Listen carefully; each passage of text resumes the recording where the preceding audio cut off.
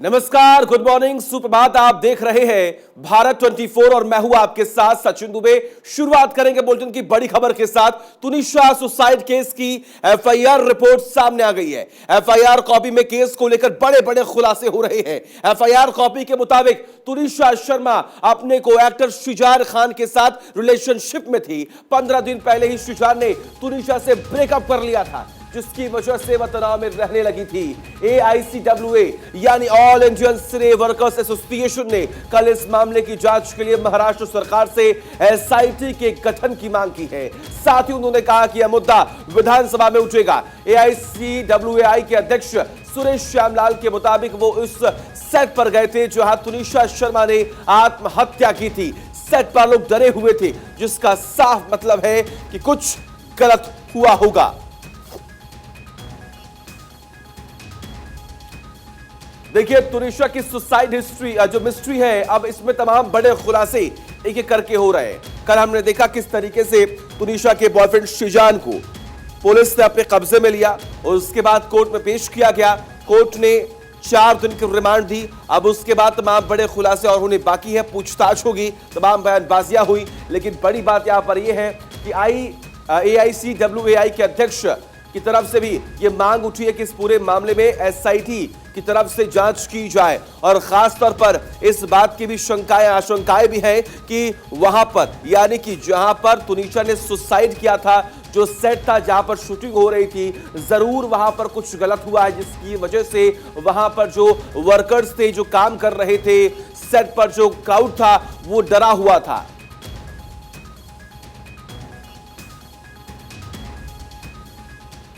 और देखिए, उधर तुनिशा सुसाइड मामले में महाराष्ट्र के मंत्री गिरीश महाजन का बयान भी सामने आया है। उनके मुताबिक ये लव जिहाद का मामला है। लव जिहाद के मामले लगातार बढ़ रहे हैं। पुलिस मामले की तफ्तीश में जुटी हुई है, लगातार जांच की जा रही है। ये बड़ी खबर सामने आ रही है। तुनिशा केस से जुड़ी हुई ये बड़ी खबर सामने आ रही है। गिरीश महाजन ने केस को लेकर इस बात का जिक्र किया कि लव जिहाद का मामला है। महाराष्ट्र के मंत्री है गिरीश, और उनकी तरफ से इस बात का जिक्र किया गया है कि ये जो पूरा मामला है, ये जो पूरी जो मिस्ट्री है, ये कहीं ना कहीं लव जिहाद के एंगल से इस पूरे मामले की जांच भी होनी चाहिए। आज ही ये बात सामने आई है कि उसकी मौत कैसे हुई है, उसकी कस्टडी भी ली गई है और हम लोग बहुत गहराई से इसमें सीरियसली सोच रहे हैं कि इसी के लिए लव जिहाद के लिए एक सख्त कानून लाया जाए। तो देखिए, तमाम बयानबाजी तो हो रही है, लेकिन तुनिशा के साथ शो में काम कर चुके विनीत रैना ने अभिनेत्री के साथ की गई अपनी आखिरी चैट का स्क्रीनशॉट भी शेयर किया है, जिसमें वह अपने जन्मदिन की प्लानिंग कर रही थी। तुनिशा शर्मा के साथ अली बाबा दास्तान काबुल में काम कर चुके अभिनेता विनीत रैना ने सोशल मीडिया पर अभिनेत्री के साथ हुई अपनी आखिरी बातचीत का स्क्रीनशॉट भी शेयर किया है। चैट में तुनिशा 4 जनवरी को अपने जन्मदिन पर विनीत के साथ मिलने का प्लान बना रही थी। इसके साथ ही विनीत ने तुनिशा का एक फोटो भी शेयर किया, जो उन्होंने शो के सेट पर क्लिक किया था। स्क्रीनशॉट में विनीत और तुनिशा मिलने की बात कर रहे हैं। विनीत कहते हैं कि अब हमें मिलना चाहिए, जिस पर तुनिशा कहती है कि बहुत ही जल्द। फिर वह कहती है, जल्दी मिलो, आप प्लान करते हैं और मेरा बर्थडे भी आ रहा है, तब तो पार्टी होगी। 4 को यानी 4 जनवरी को विनीत ने टूटे हुए दिल और रोती हुई इमोजी के साथ तुनिशा के साथ अपनी आखिरी चैट को शेयर किया है। ये चैट देखिए, हम आपको दिखा रहे हैं और इस चैट के जरिए आप समझने का प्रयास कीजिएगा कि आखिर तुनिशा किन किन के संपर्क में थी, किससे वो बात कर रही थी, और खास तौर पर जो उनके एक्टर हैं, यानी कि जो स्टार उनके साथ काम कर चुके हैं, उन्होंने भी ये जो स्क्रीनशॉट है वो शेयर किया है। तुनिशा और विनीत की चैट में क्या कुछ है, इसके बारे में तो हम आपको बता रहे हैं, तस्वीरें भी जरा दिखा रहे हैं। और देखिए, उन्होंने इस स्क्रीनशॉट को शेयर करते हुए सवाल ही पूछा, आखिर क्यों, आखिर ऐसे कौन सी मजबूरी थी कि तुनिशा ने आत्महत्या की। हालांकि देखिए, अब ऐसे में देखना यहां पर यह होगा कि आखिर वो कौन सी वजह है जिसकी वजह से तुनिशा ने मौत को गले लगा लिया, अपनी जीवन लीला ही समाप्त कर ली। सवाल यह भी उठता है कि क्या सच में शुजान से परेशान थी तुनिशा, क्या प्रोफेशनल लाइफ से परेशान थी, किसी तरह का दबाव था तुनिशा पर प्रोफेशनल और खास तौर पर पर्सनल लाइफ में, क्या कोई परेशानी थी, अगर परेशानी थी तो परिवार वालों को क्या इसके बारे में भनक थी। ऐसे तमाम बड़े सवाल हैं जो लोगों के मन में, लोगों के जहन में अभी भी खड़े हो रहे हैं, लेकिन थोड़ा इंतजार करना होगा। टीम लगातार कार्रवाई कर रही है, जांच जारी है। और वही टीवी एक्ट्रेस तुनिशा शर्मा की मौत के बाद मुंबई पुलिस ने 14 लोगों के जो बयान है वो दर्ज किए हैं, साथ ही उनके को स्टार शुजान खान को गिरफ्तार किया है। उसके बाद कोर्ट में उन्हें 4 दिन की पुलिस रिमांड पर भेज दिया गया, लेकिन तुनिशा मौत ने उनके फैंस को झकझोर कर रख दिया है। तुनिशा ने शूटिंग के सेट पर ही फांसी लगाकर आत्महत्या कर ली, जिसके बाद तुनिशा की मां ने अभिनेता श्रीजान पर गंभीर आरोप लगाए थे। उन्होंने कहा था कि तुनिशा ने श्रीजान से परेशान होकर आत्महत्या की। पुलिस ने सेट पर मौजूद सभी लोगों से पूछताछ भी की थी। मौके से कोई सुसाइड नोट बरामद नहीं हुआ। पुलिस का कहना है कि वे हत्या और सुसाइड दोनों एंगल से मामले की जांच कर रहे हैं। वो लड़के ने 15 दिन के बाद ब्रेकअप किया, तो उसमें वो लड़की टेंशन में थी और उसी इसमें उसने कल सेट के जो रेस्ट रूम है वहां पे जाके सुसाइड कर लिया है।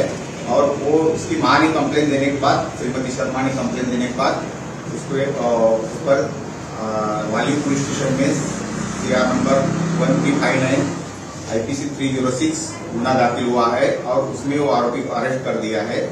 आरोपी को आज वसई कोर्ट में पेशी कर दी थी और 4 दिन की पुलिस कस्टडी रिमांड मिल गई है। पोस्टमार्टम में cause of death due to hanging clear cut आया हुआ है। 20 साल की तुनिशा एक म्यूजिक वीडियो शूट करने वाली थी। सेट पर लोगों ने उन्हें फांसी पर झूलते देखा तो उतारकर अस्पताल ले गए, लेकिन रास्ते में ही उनकी मौत हो गई। आत्महत्या के कारणों का फिलहाल पता नहीं चल पाया है। तुनिशा आत्महत्या के पहले तक बिल्कुल नॉर्मल थी और 5 घंटे पहले ही उन्होंने इंस्टाग्राम पर अपनी फोटो और कुछ नोट भी शेयर किए थे। तुनिशा कटरीना कैफ की फिल्म फितूर में उनके बचपन का रोल भी निभा चुकी है। इसके अलावा अलीबाबा दास्ताने काबुल में शहजादी मरियम की भूमिका में थी। इसके अलावा बार बार देखो, कहानी 2, दबंग 3 जैसे फिल्मों में भी बतौर बाल कलाकार काम कर चुकी हैं। लगातार मिलती शोहरत के बीच तुनिशा शर्मा ने आत्महत्या कर सबको चौंका दिया। किसी ने नहीं सोचा था कि दिल खुश रहने वाली लड़की एक दिन अचानक इस तरह से जान देकर सबके बीच से चली जाएगी। तो तुनिशा शर्मा की आत्महत्या को लेकर तमाम बड़े खुलासे हो रहे हैं। महाराष्ट्र में अब सियासत भी इस पूरे मामले को लेकर हो रही है। वहीं अगर हम बात करें तो वर्कर एसोसिएशन ने इस बात का जिक्र किया है कि इस पूरे मामले में एसआईटी का गठन होना चाहिए और एसआईटी ही इस पूरे मामले की जांच करेगी। लेकिन वहीं दूसरी ओर सवाल ये कि क्या तुनिशा को कोई ब्लैकमेल कर रहा था, क्या तुनिशा अपनी जिंदगी से परेशान थी, क्या तुनिशा को श्रीजान परेशान कर रहा था। ऐसे तमाम बड़े सवाल हैं जिनकी जांच अब टीम लगातार कर रही है।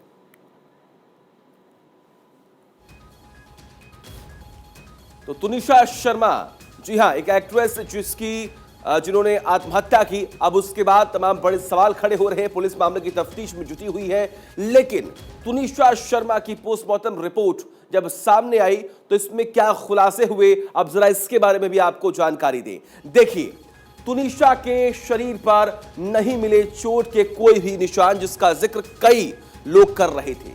तुनिशा की प्रेगनेंसी की खबरें गलत थी, इस बात का भी जिक्र हुआ उस पोस्टमार्टम रिपोर्ट में। तुनिशा की दम घुटने से मौत हुई है, यानी कि यहां पर इस बात का जिक्र हो रहा है कि फांसी के फंदे पर अगर वो लटकी तो दम घुटी और उसके बाद ही तुनिशा की मौत हुई। इसके अलावा देखिए, विसरा प्रिजर्व कर यहां पर लिया गया था, इस बात का भी जिक्र किया जा रहा है। यानी कि देखिए, तमाम जो बड़े अपडेट्स हैं, यानी कि जो तमाम बड़े खुलासे पहले लगातार किए जा रहे थे, जब यहां पर पोस्टमार्टम रिपोर्ट सामने आया उसके बाद ही ये तमाम जो बातें हैं वो सामने आई हैं। देखिए, श्रीजान पर आईपीसी धारा 306 के तहत एफआईआर दर्ज की गई है, इस बात का जिक्र हो रहा है क्योंकि श्रीजान पर सबसे पहले जो शक की सुई है वो घूमी। श्रीजान को 4 दिन की पुलिस रिमांड पर फिलहाल भेज दिया गया है। पुलिस ने ये बोला कि श्रीजान हमारे साथ कोऑर्डिनेट नहीं कर रहा है, इसलिए श्रीजान पर पूछताछ में सहयोग न करने का आरोप लगा। जैसे मैंने आपको बताया कि जब उससे सवाल पूछे जा रहे थे तो गोल मटोल जवाब देने की श्रीजान कोशिश कर रहा था, जिसको आधार बनाकर ही कस्टडी की डिमांड की गई। शुजान पर जब पूछताछ हुई तब उसने कोई भी जवाब सही तरीके से नहीं दिया, ये तो आरोप लग ही रहा है। लेकिन तुनिशा के परिवार का खुलासा क्या है, जरा ये जान लीजिए। शुजान दे रहा था तुनिशा को धोखा। जी हाँ, खबर तो ये भी सामने आई है कि तुनिशा ने अपनी मां से इस बात का जिक्र किया है कि शुजान मुझे धोखा दे रहा है। शुजान का चल रहा था किसी और से अफेयर, जिससे तुनिशा परेशान थी। इसके अलावा देखिए 16 दिसंबर 2022 को तुनिशा को शूटिंग के वक्त आया एंजाइटी का अटैक, जो कल उसके तुनिशा के चाचा ने भी इस बात का जिक्र किया कि वर्कलोड होता है। आज की जो युवा पीढ़ी है वो बहुत काम कर रही है, इसीलिए नॉर्मल सी बात है। तुनिशा को आ रहे थे खुदकुशी के ख्याल। ये भी तमाम बड़े खुलासों में से एक बहुत बड़ा खुलासा है कि आखिर तुनिशा खुदकुशी करना क्यों चाहती थी, जो अभी भी सबके सामने एक बड़ा जो प्रश्न चिन्ह है वो देखने को मिल रहा है। तुनिशा को आ रहे थे खुदकुशी के ख्याल, इस बात का जिक्र हम इसलिए कर रहे हैं क्योंकि ऐसे बहुत सारे एंगल्स हैं जिस पर जांच होनी बाकी है। देखिए, खुदकुशी के एंगल से, आत्महत्या के एंगल से, हत्या के एंगल से, ब्लैकमेल के एंगल से, अलग अलग एंगल से इस पूरे मामले की जांच जो है वो यहां पर हो रही है।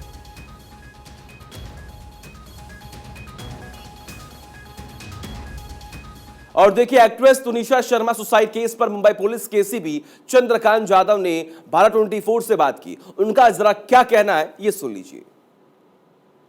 इस वक्त हैं हमारे साथ चंद्रकांत यादव जी। उनसे जानना चाहूंगी कि तुनिशा केस पे ये क्या कुछ बोलना चाहेंगे। सबसे स्टार्टिंग पॉइंट इनको कहां से मिली? हॉस्पिटल से इंफॉर्मेशन मिलने के बाद पुलिस वहां पे पहुंची और वहां पे जाने के बाद पुलिस ने इंक्वेस्ट पंचनामा करके बॉडी पोस्टमार्टम के लिए भेज दी। तुनिशा के मॉम ने जब एफआईआर दर्ज किया तो क्या क्या उन्होंने दर्ज किया, किस बेसिस पे आप ये किस केस को आगे बढ़ा रहे हैं? माँ ने इतना ही बताया है मेन कि उसका ब्रेकअप हुआ था, इसकी वजह से उसने ये कदम उठाया है। लव जिहाद का भी एंगल आ रहा है, उस पर क्या कुछ आप बोलना चाहेंगे? नहीं, कुछ नहीं बताएंगे, वो इन्वेस्टिगेशन पार्ट है, उसमें नहीं। तुनिशा के प्रेग्नेंट न्यूज की जो खबरें हैं वो बहुत ही ज्यादा वायरल हो रही है, उसको लेकर क्या बताना चाहेंगे? किस तरीके से जांच पड़ताल हुई है? पोस्टमार्टम में ऐसा कुछ डिस्क्लोज नहीं हुआ है। जानना चाहूंगी कि किस तरीके से आगे पुलिस कार्रवाई करेगी 15 दिन जिस तरीके से ये सिचुएशन अभी बना हुआ है? इन्वेस्टिगेशन का पार्ट है, वो इन्वेस्टिगेशन पुलिस प्रॉपर करेगी। आगे बढ़ते हैं, आपको दिखाते हैं कुछ खबरें फटाफट अंदाज में। अमेरिका में ठंड ने कहर बरपाया। भारी बर्फबारी और जमा देने वाले तापमान के चलते 2270 से अधिक अमेरिकी उड़ानें रद्द कर दी गई। बर्फबारी, बारिश, हवा और गला देने वाली ठंड के बीच अमेरिका में जमा देने वाली ठंड, हवाई यात्रा, बस और एमट्रैक यात्री ट्रेन सेवा पूरी तरह से बाधित हुई है। अमेरिका में बर्फीले तूफान से पावर सप्लाई पूरी तरह से ठप हो गई। लोग अंधेरे में रहने को मजबूर हैं। ठंड के साथ तेज बारिश ने पूरे अमेरिका को घर में बंद रख दिया है। करीब 20 करोड़ लोग ठंड से बेहाल हैं। देश की राजधानी दिल्ली में सर्दी ने कोल्ड वॉर शुरू कर दिया। दिल्ली का न्यूनतम तापमान 5.3 डिग्री दर्ज किया गया। दिन भर चलती तेज सर्द हवाओं ने लोगों को कांपने पर मजबूर कर दिया। राष्ट्रीय राजधानी क्षेत्र के कुछ हिस्सों और हरियाणा, पंजाब, पश्चिम उत्तर प्रदेश और उत्तरी राजस्थान में घने से बहुत घना कोहरा छाया रहा। भारत मौसम विज्ञान विभाग के अनुसार अगले कुछ दिनों में इन क्षेत्रों में कोहरे की स्थिति बनी हुई है। पहाड़ों से आने वाली बर्फीली हवाओं ने पूरे उत्तर प्रदेश में ठिठुरन बढ़ा दी है। यूपी में अयोध्या में सबसे कड़ाके की ठंड पड़ी। लखनऊ में भी कड़ाके की ठंड रही। यहां तड़के घना कोहरा पड़ा। अमेरिका का ये बर्फीली तूफान करीब 2000 मील के इलाकों को अपने चपेट में लिए हुए है। कनाडा के पास ग्रेट लेक्स से लेकर मैक्सिको की सीमा के पास रियो ग्रांडे तक ये तूफान फैला हुआ है। नेपाल के अगले प्रधानमंत्री पुष्प कमल दहल प्रचंड होंगे। आज शाम 4 बजे प्रचंड तीसरी बार नेपाल के पीएम पद की शपथ लेंगे। नेपाल के राष्ट्रपति कार्यालय ने ट्वीट कर इस बात की जानकारी दी।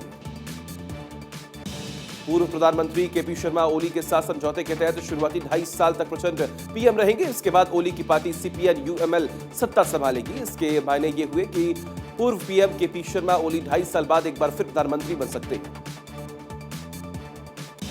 नेपाल के प्रधानमंत्री पुष्प कमल दहल को प्रधानमंत्री नरेंद्र मोदी ने ट्वीट करके बधाई दी। पीएम मोदी ने कहा कि नेपाल का प्रधानमंत्री चुने जाने पर पुष्प कमल दहल प्रचंड को हार्दिक बधाई। हम इस दोस्ती को और मजबूत करने के लिए साथ मिलकर काम करेंगे।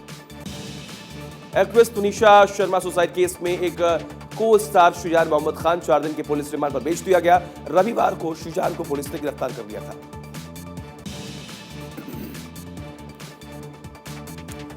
तुनिशा और शुजान का लव अफेयर चल रहा था। उनका 15 दिन पहले ब्रेकअप हुआ था, जिसकी वजह से तुनिशा ने शनिवार को अपने शो के सेट पर फांसी लगा ली थी।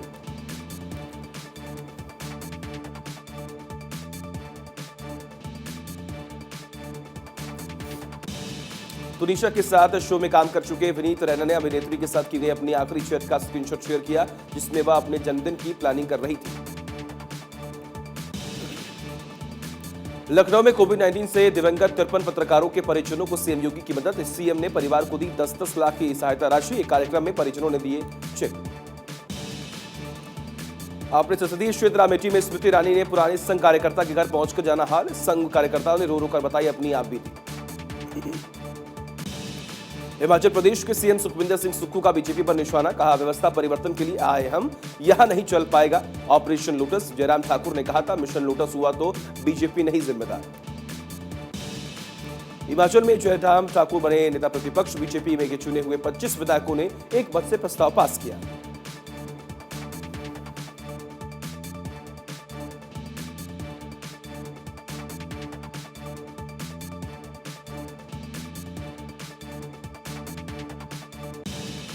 दिल्ली में जेल में बंद सत्येंद्र जैन की सुविधा घटाई गई। जेल मैनुअल उल्लंघन के बाद फैसला, जेल के सेल से कुर्सी टेबल हटाई गई।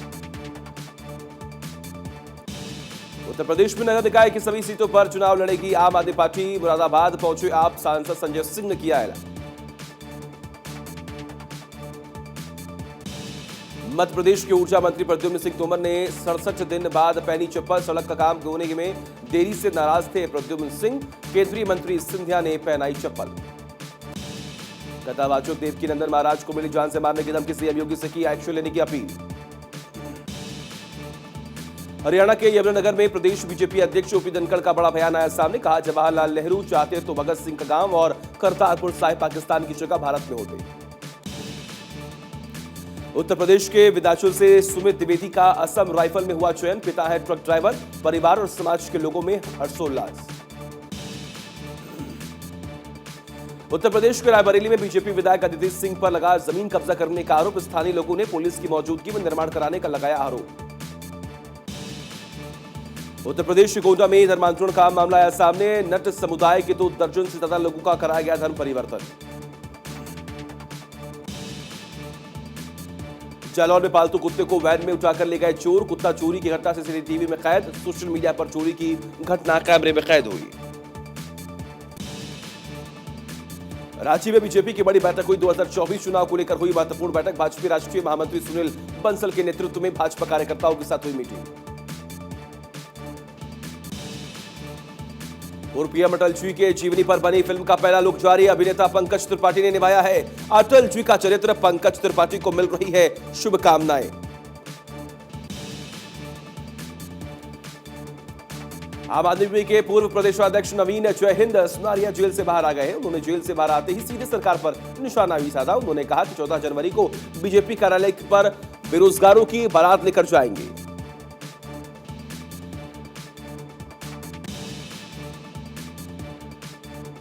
मथुरा के श्री कृष्ण जन्मभूमि और शाही ईदगाह विवाद पर सर्वे 2 जनवरी को होगा। रिपोर्ट 20 जनवरी को कोर्ट में पेश किया जाएगा।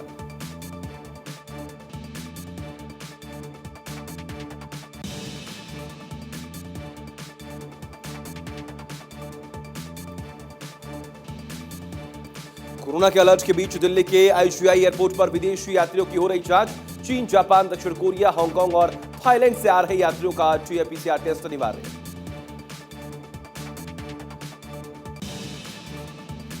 G20 के लिए बीजेपी ने बनाई बड़ी रणनीति। G20 को लेकर प्रवक्ताओं को दी जाएगी क्लास। बीजेपी लेगी प्रवक्ता मीडिया पैनलिस्टों की क्लास। भारत चीन सीमा पर तनाव के बीच रक्षा मंत्रालय का बड़ा फैसला है सामने। सशस्त्र बलों के लिए 120 प्रलय बैलिस्टिक मिसाइल खरीदने की परियोजना को मंजूरी। पाकिस्तान की national command and operation centre ने कहा कि चीन में फैल रहा कोरोना वायरस का नया वेरिएंट पाकिस्तान के लिए खतरा है। मालदीव की एक अदालत ने पूर्व राष्ट्रपति अब्दुल्ला यामीन को धन शोधन और भ्रष्टाचार का दोषी ठहराया है। अब्दुल यामीन को 11 साल कैद की सजा भी सुनाई गई है। दक्षिण अफ्रीका के बॉक्सबर्ग शहर में एक फ्यूल टैंक में धमाका हो गया। हादसे में 10 लोगों की मौत हो गई, 40 लोग गंभीर रूप से झुलस गए। आतंकवाद की फैक्ट्री चला रहा पाकिस्तान अब आतंकवादियों से ही परेशान हो चुका है। टीटीपी नाम के आतंकी संगठन ने पाकिस्तानी सरकार को घुटनों पर ला खड़ा कर दिया। अमेरिका ने पाकिस्तान की राजधानी इस्लामाबाद में हमले की चेतावनी देकर हड़कंप मचा दिया। अमेरिका के इस चेतावनी के बाद से ही पाकिस्तान में खलबली मची हुई है। चालबाज चीन अमेरिका को मात देने के लिए अब नई पैंतरेबाजी में जुटा हुआ है। रूस और चीन दोनों ही महाशक्ति है और दोनों देश अमेरिका के कट्टर दुश्मन हैं। सैफ अली खान का एक वीडियो सामने आया जिसमें वो गिटार बजाते हुए दिखाई दे रहे हैं। सैफ अली खान खूबसूरत क्रिसमस ट्री के बगल में बैठकर गिटार प्ले कर रहे हैं जो बहुत रोमांटिक लग रहा है। अक्षय कुमार ने एक वीडियो पोस्ट किया जिसमें वो गोवा में क्रिसमस सेलिब्रेट करते हुए दिखाई दे रहे हैं। अक्षय इस दौरान हाथों में गिटार लिए आई वाना wish you a very merry Christmas गाने पर थिरक रहे हैं। स्टार फिल्म सर्कस 23 दिसंबर को बॉक्स ऑफिस पर रिलीज हो चुकी है। वहीं इस फिल्म के गाने और पोस्टर को फैंस ने खूब पसंद भी किया, लेकिन फिल्म को फैंस की ओर से कुछ खास रिस्पॉन्स नहीं मिल रहा है। कैटरीना कैफ और विजय सेतुपति की अपकमिंग फिल्म मैरी क्रिसमस जल्द ही सिनेमाघरों में धूम मचाने वाली है। इस साल 2023 की मोस्ट अवेटेड फिल्मों में से एक है। पोस्टर के साथ उन्होंने कैप्शन दिया, हम इस क्रिसमस पर फिल्म रिलीज करना चाह रहे थे। देवोलीना भट्टाचार्य जी ने हाल ही में शादी कर सबको चौंका दिया है। उन्होंने अपने जिम ट्रेनर श्रीनवाज शेख संग शादी की है। गोपी बहू ने हाल ही में बताया कि वो गर्भवती हैं और इसलिए मैंने अचानक शादी कर ली।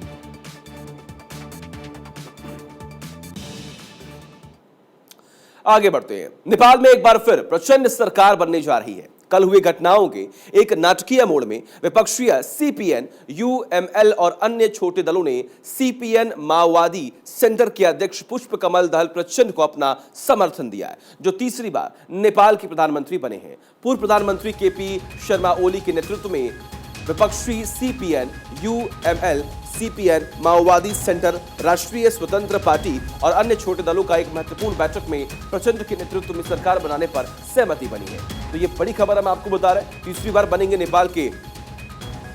और देखिए, आपको ये भी जानकारी दें कि प्रचंड सरकार यहां पर बनने जा रही है। और इसी बीच पीएम मोदी ने पुष्प कमल दहल प्रचंड को बधाई दी है। पीएम मोदी ने ट्वीट कर पुष्प कमल दहल को बधाई दी। भारत और नेपाल संबंध को और अच्छा और मजबूत करने को लेकर उन्होंने ट्वीट किया है।